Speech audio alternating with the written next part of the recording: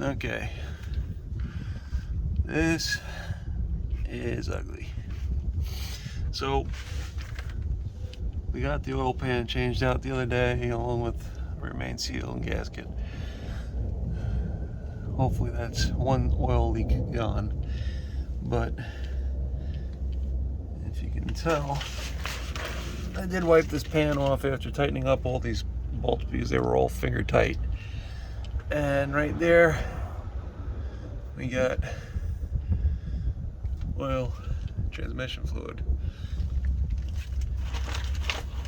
which is just a special kind of oil.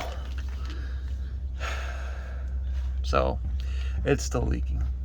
Not a big surprise. I think I mentioned that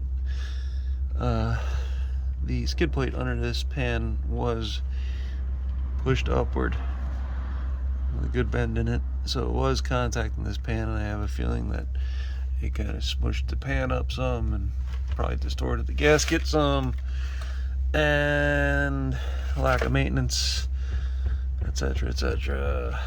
We got a mess. So this needs to come off. We need to drain. Gonna put a new filter in. We've also got new cooling lines coming because those things are leaking very badly at the radiator end of things, and possibly leak some at this end. I don't know. There's just so much going on over here. So with automatic transmissions, most if not all of them, the manufacturers don't give you a drain plug. I'm not really all that familiar with automatic transmissions, as my vehicles have almost all been stick up until the Ram I've got. They've been stick. Yeah, so this is gonna be fun. Basically gonna loosen up all the bolts a little bit and then progressively loosen one of these back corners to try to encourage drainage into the pan, which is also on top of some old cardboard to help keep some of this off of my driveway. But it's gonna be messy, it's gonna be ugly. I used to have a big old probably 2x3 square rectangular pan, and I don't think I have that anymore, so I'm going to take another quick look for that.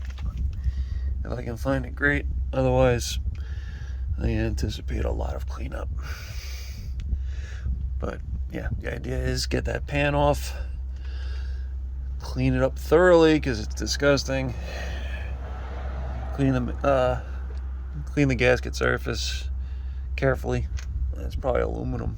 Don't want to gall it up, scratch it up, make it unsealable. New filter, new gasket, pan back on, and I need to look up the torque value for those bolts. Because again, tighter is not gooder. Proper torque. Anything sheet metal with a gasket, you want proper torque, not monkey torque, not the grape ape monster torque, not the good and tight torque, the appropriate torque. And that might just be as little as something like, 14 inch-pounds or 12 inch-pounds or something like that. Whatever it is, and that's what I'm gonna do. So I'm gonna put this down and go hunt for a pan. Figure out. Looks like it's a 10 mil socket. And look at that. I have a 10 mil socket. It hasn't disappeared. So we'll get after this, see what kind of a mess we can make. Okay, plan's mostly working. We got a semi-constant rainfall of transmission fluid dripping out of the back of the pan now in this one corner. Now, nature of the beast, I am getting a little bit on the front too. Got a little spill mark there that I'll wipe up every so often. I'm gonna see if I got another catch can that I can just stick under there.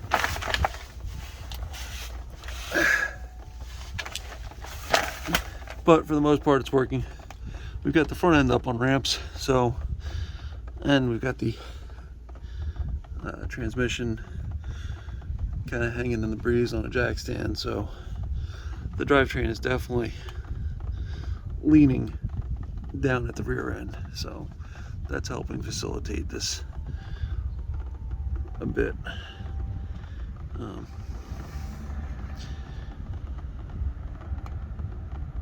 Would probably be better if I had this pan up higher, so I may also just grab like a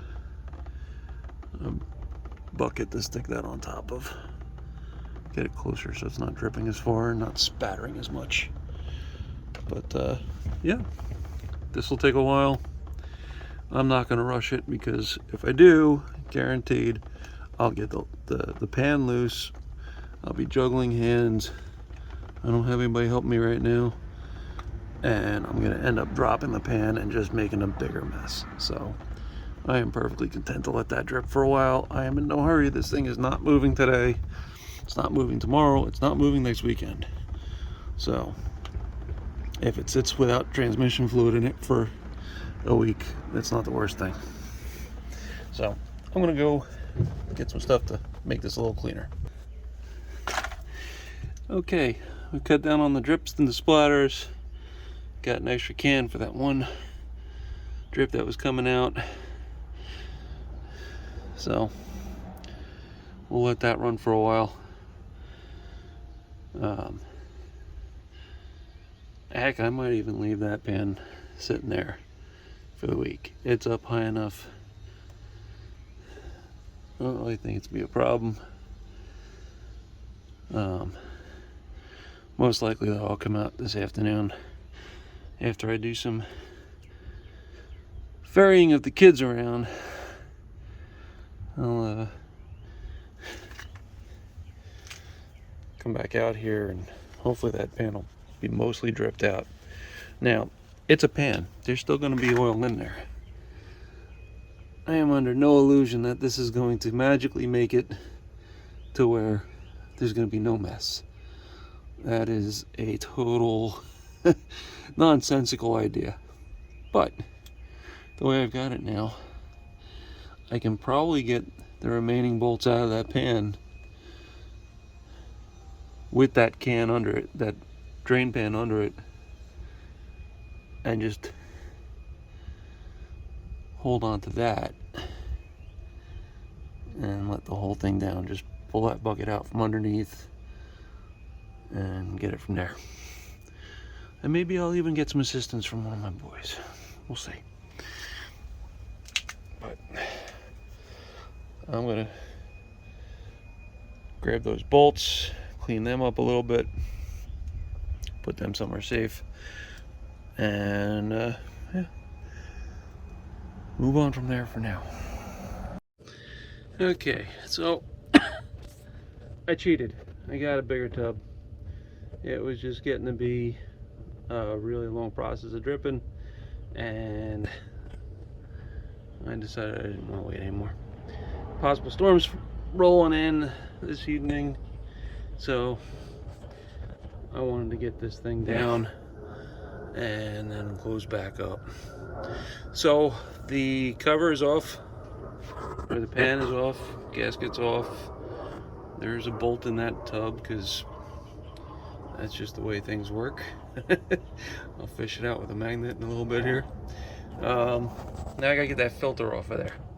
So that filter is held on, it appears to be with two Torx 25 bits, or bolts, screws. I'm gonna go ahead and get under there with a Torx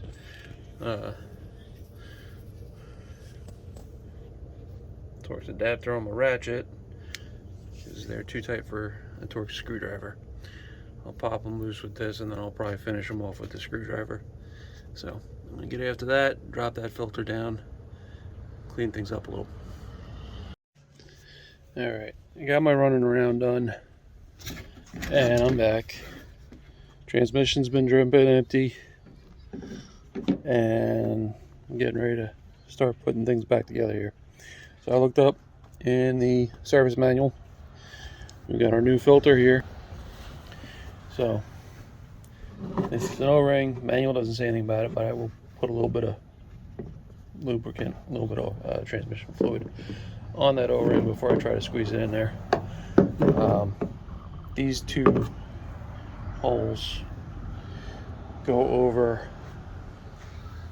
There's little standoffs on the bottom of the transmission, and then those Torx screws go in there. Those go to 40 inch-pounds. The bolts for the case go in at 165 inch-pounds, and according to the manual, the second bolt from the front on the driver's side gets sealant on it, and they are indicating sealant on the gasket. So I think that's more just to keep things in place, a thin coat, not oodles and oodles of silicone. Just a heads up, when you pull this off of the bottom of the transmission, you can see that that just plugs up into it. Once you get those two screws out, this will come off pretty easily. And it probably has a backflow valve of some sort in there, kind of like an oil filter does. Just when you pop that off, you are going to get a small waterfall of transmission fluid coming out. So, words of the wise, just be ready to get your hands out of the way. And watch out for splashing. But yeah, it's just lubricate, two screws, and it goes. Pretty easy. I'm gonna grab the tools and get after it. Okay, this is the transmission pan. It is filthy on the outside, wet on both sides because it fell into the drain pan. Sorry, fell into the drain pan. You can see there's, decent amount of material on the bottom there. The magnet is fairly sludgy, so there's stuff there. So, all right, I know a lot of people say, oh, don't replace your transmission filter, automatic transmission filter. It'll die if you do, and blah, blah, blah. So here's my mindset. I don't know much about automatic transmissions, but I know my wife's going to drive this thing. I know the boys might drive this thing. So I'm going to change the filter. I'm going to try to make this thing as healthy and reliable as possible. And if the transmission gives up because it got a new filter and got too much pressure into the system that it couldn't handle anymore, well, then it was due for a rebuild. So you got to make your own choices in life. This, for me, is the right way to do it. I'm going to go ahead and do this. Put a new filter in, fresh fluid. If it turns out that it drives like junk and slips, well, then we'll pull the transmission and rebuild it. I don't know if I'll rebuild it. I don't know if I'm ready to challenge that. That's something I've never done before. But maybe I'll try it. Otherwise, I can certainly pull it out of the Jeep physically myself. I have a transmission jack. The Harbor Freight transmission jack, the scissor jack style one, works surprisingly well. I've used it for my gas tank a bunch of times. So pull the transfer case, drop the drive shafts, pull the transfer case, pull the transmission, throw it in the back of this, and take it to a transmission shop. Sure, why not? If it means that my wife can hop in the thing and drive it for, a weekend trip out of state, then that's what'll have to happen. But I'm going to start with just changing the filter and the fluid and make sure that the coolant lines don't leak anymore, and we'll go from there. So, kind of my mentality on this. So here's something I didn't see while I was underneath the Jeep. Remember I was talking about, I believe the skid plate was bent up and there was some contact made, and I thought that was probably how things were loosened up. Well, that line right there, that's a nice little wear mark. That's a dent. So something definitely hit that. I'll spritz it with some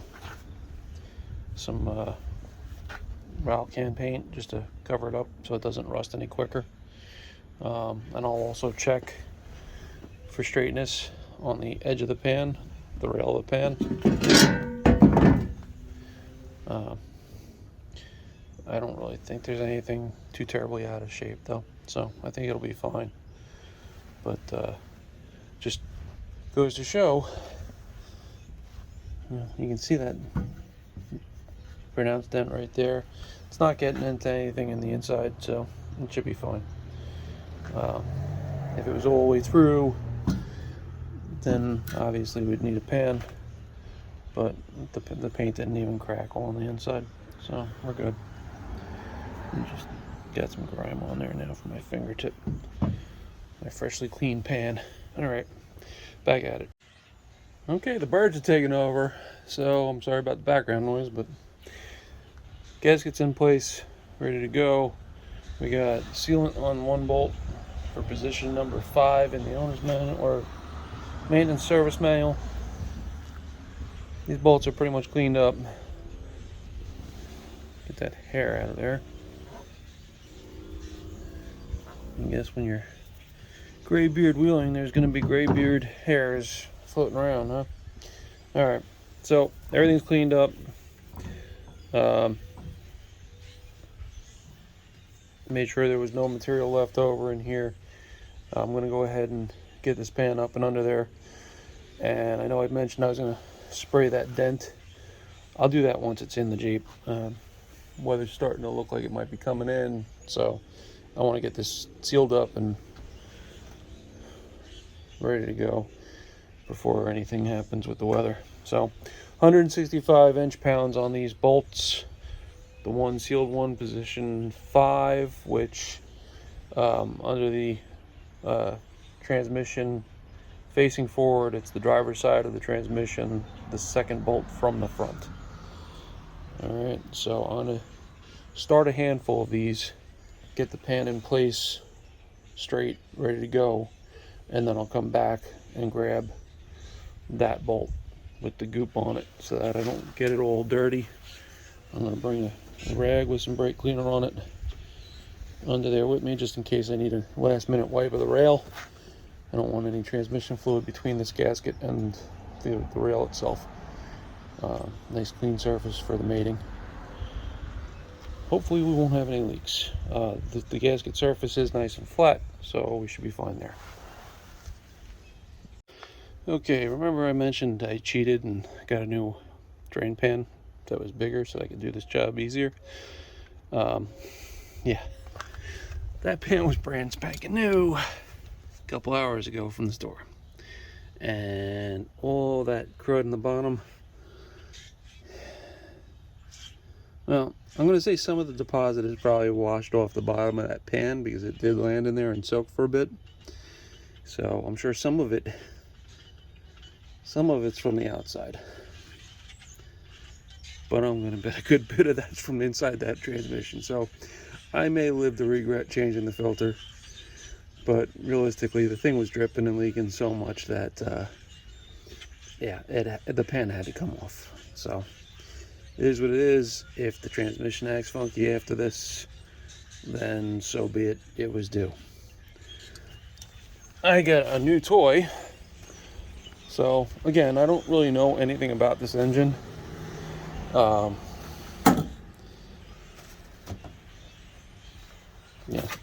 I know there is definitely some maintenance that has not been done in a while. Those spark plugs were long overdue when I changed those a few weeks ago. So one thing that can tell you a lot about the health of your engine is what the oil filter looks like, how much metal's in it. I've cut oil filters apart a bunch of different ways in the past. Usually end up with a bunch of metal shavings wherever I cut it. Yeah, so I got a new gadget.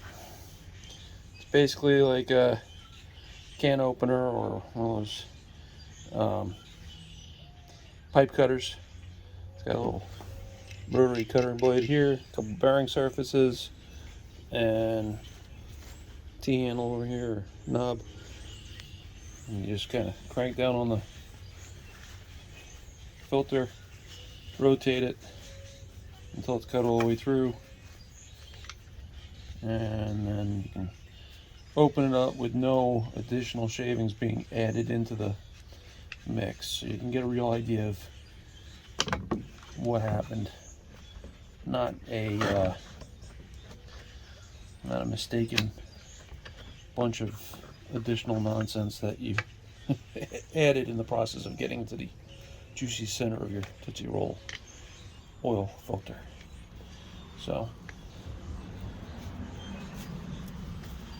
I'm just gonna start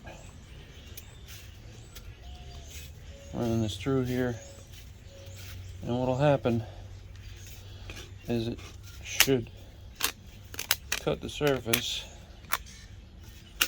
and basically separate the shell from the core.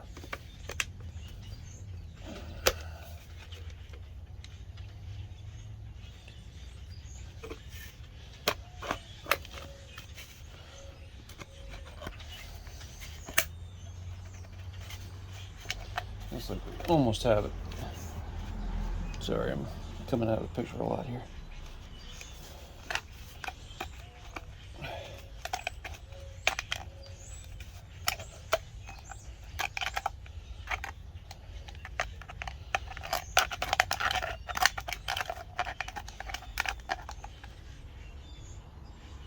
Okay, so sorry I didn't really get that all in the picture, but you get the basic idea.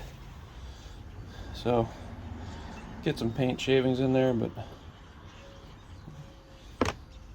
overall we're gonna get a good picture of what's going on in this filter.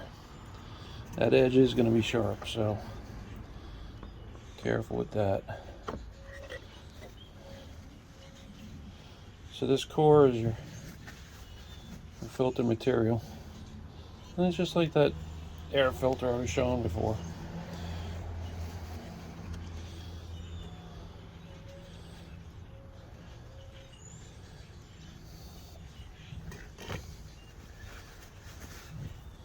And then in here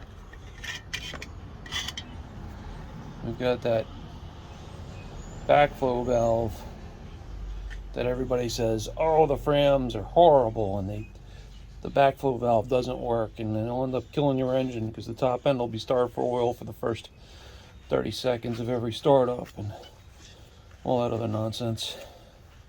Oh, it's a paper backflow valve. It's not paper, guys.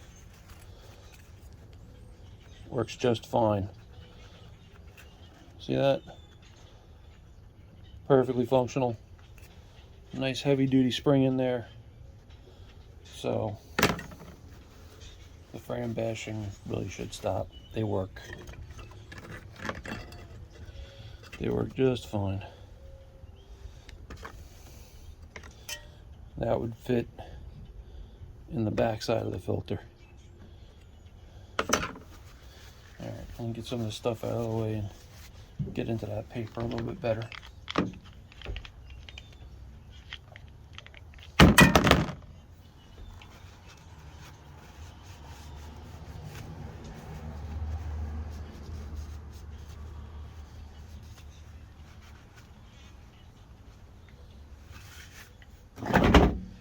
Can't have my new tool being all dirty.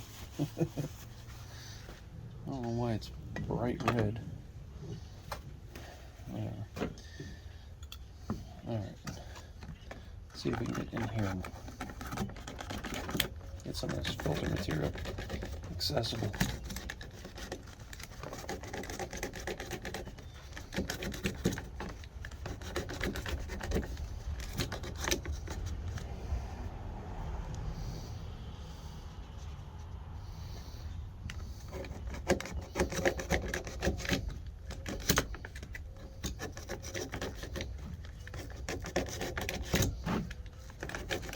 Not seeing a bunch of shiny.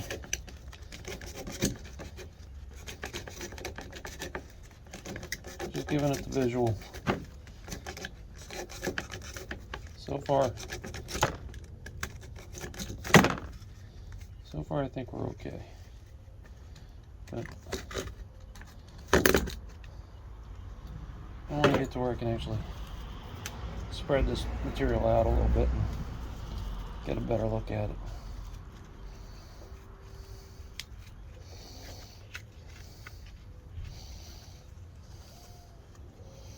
So, there you go. I don't see a lot of shine in there. That's great news.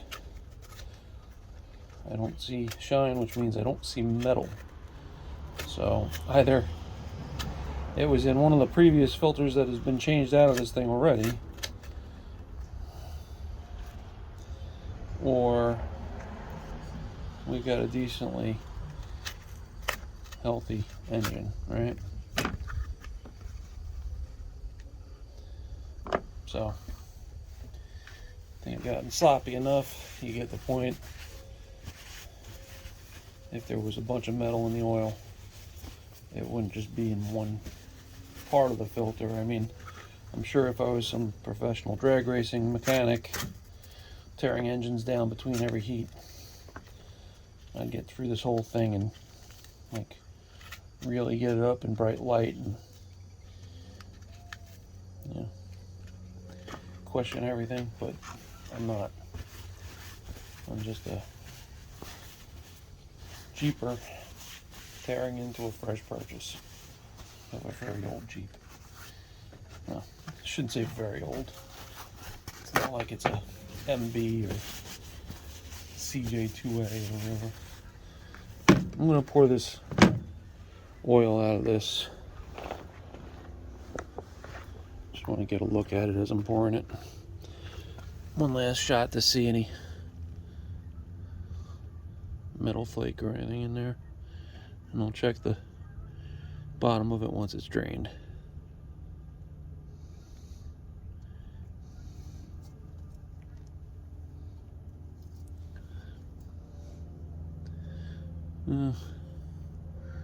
Doesn't look too much like anything crazy.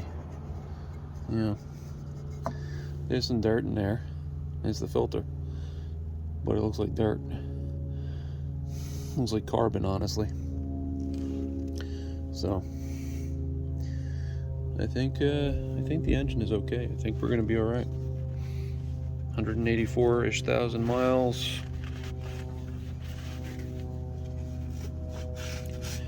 It's not gonna be a race Jeep. It's not gonna win any land speed records or horsepower records or anything like that. But realistic expectations, once it's re-geared, it should get down the highway just fine, and it should be able to off-road northeast style, which is not blasting dunes, it's not rock bouncing. We do need a little wheel speed here and there because of the wet rocks, but it's rock rolling. Rock rolling with bumps and throttle bumps, so I think it will do that just fine. So that's it for now. Again, let's see if I can get a view of it.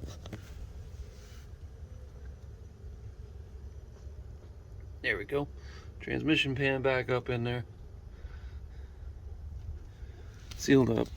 We're not putting fluid in today because we got plenty of other stuff that's got to get done, like the cooling lines that I'm not sure how I'm going to replace because somebody swapped out the fittings on the radiator. So I'm going to have to see if I can get the factory fittings. So that's my next Google nightmare. For now, I'm going to clean this mess up, go inside and have some spaghetti and meatballs. Hopefully, we're just about done with the drips. Now, I'm sure there's still fluid in the cooler section and those lines. So that drip may still be there for a little, but hopefully we got nothing fresh on the back end, and we're gonna be able to clean that up. So that's it for today with Graybeard Wheeling. If you have any questions or suggestions, feel free to pop them in the comments.